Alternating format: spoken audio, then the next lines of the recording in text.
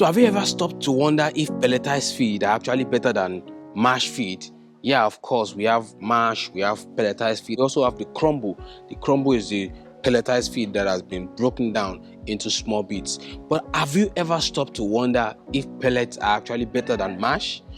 Yeah, of course, many people without even having to think twice would say pellets are better than mash, or pelletized feed is better than mash. But is that even close to being the truth? But is that even close to being the truth? Discover in this video which is actually better and which is the best for you. Since we are planning to start our feed formulation masterclass, I think it's time to start talking about the kind of feed you would make if you were making your own feed by yourself.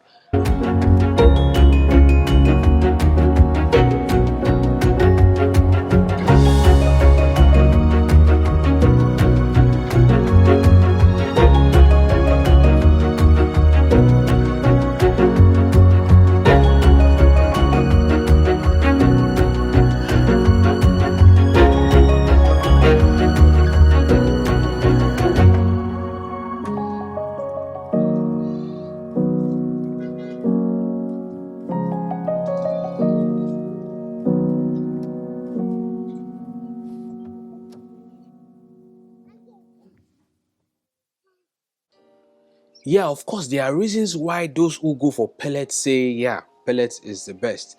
But saying pellet is always better than mash is what would be wrong. Yes, I'm going to tell you some reasons why people who choose pellets, and people who choose mash, and of course the crumbles too. I'm going to explain everything to you. For the pellets, one of the major reasons is that pellets has all the ingredients, both the macro and micro ingredients, as it held together in this pellet form. Once you pelletize your feed, it means that you have all the nutrients packed inside forms like this. So what you're looking at here is all the ingredients, the macro and micro, packed together in this form. In that way, or in that manner, you are sure that your birds are taking everything you are serving them inside their system, and then all those ingredients will be useful for them. For example, if you have to use mash and maybe as you're serving your feed, some particles fall out of the way, it may be the nutrients that you want your birds, like the methylene, the lysine, the salt, the limestone. All these things can easily be blown away by wind, and if you have them in mash form, it may mean that your birds are not having access to some of these nutrients that you want them to have access to. But serving your feed in pellet form makes all those nutrients available to your birds. That's number one. That is, pellets can help you deliver all the nutrients that you intend for your birds to eat. All of the nutrients, all of it. Pellets can help you deliver it to your birds. That's number one. And number two is early satiety. That is, your birds get filled. They get satisfied very quickly. They don't even have to eat as much feed as they would have eaten for mash. If they are eating pellet, they don't have to eat as much as they would eat of mash. So pellet is good in that manner. That is, for the farmer, you may be able to save some quantity, some amount of feed, and still get your birds have the kind of weight that you desire. Another reason why a lot of people will want to use the pellet over the mash is that you can almost apply the pellets anywhere. That is, you can easily serve it to your chickens anywhere, no matter the kind of cage system you are using. You can use pellets anywhere.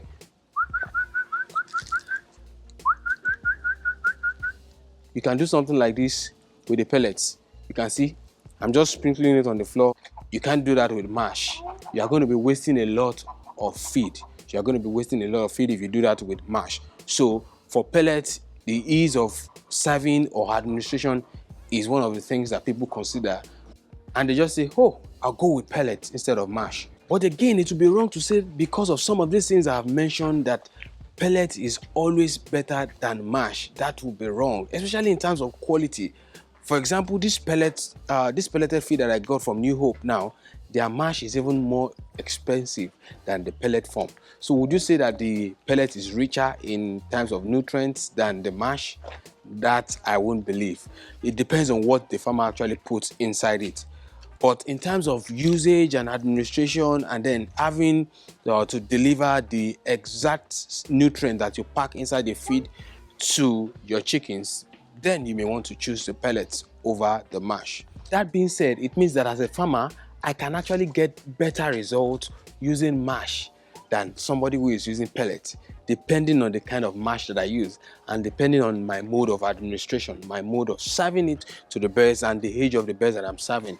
Of course, with the points that I've listed, you should know that pellets is better for younger chicks or birds that are used to wasting their feed, that scratch, that scratch the feed. If you are using flat trays, that scratch the feed and waste the feed away, pellets is better for them. But as a farmer, understanding what you have and how to use everything to your advantage is what actually puts you ahead of the others. For example, if you have the kind of feeders that don't allow for wastage, then you may use your mash. If you are serving older birds, maybe growers, for example, you may use your mash.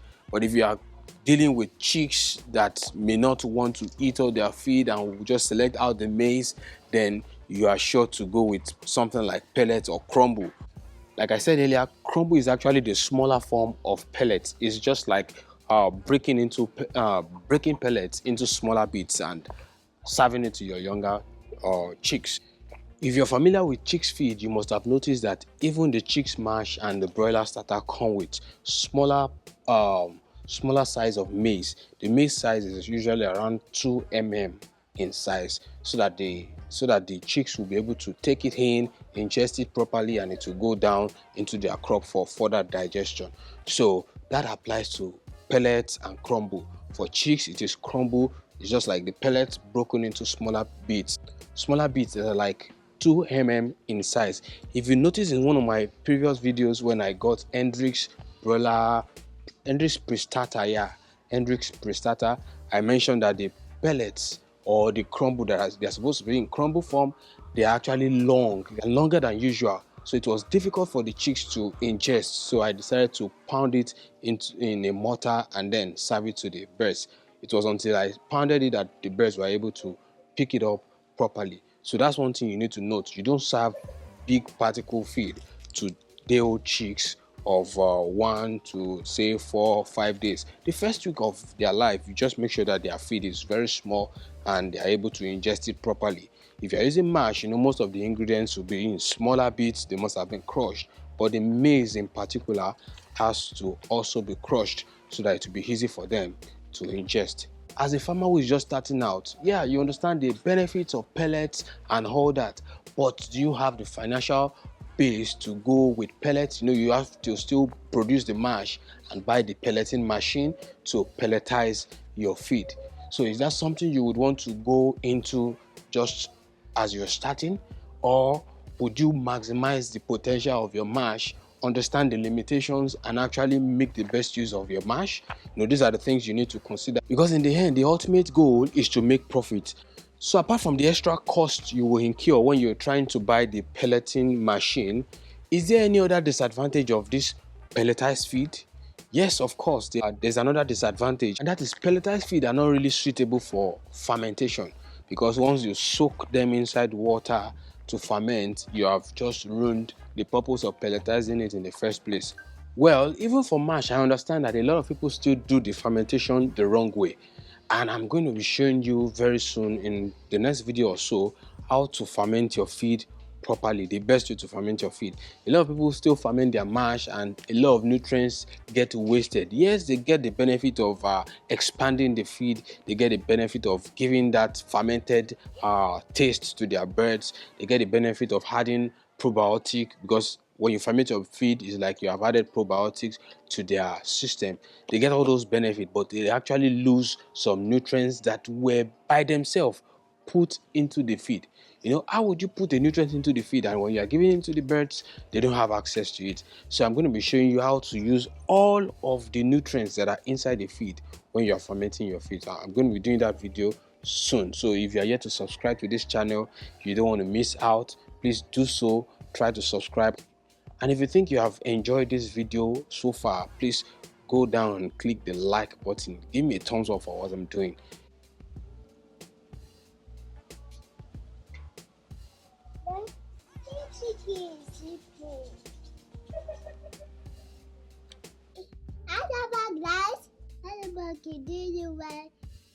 This is mommy, and a bat, and a tree, and I like this.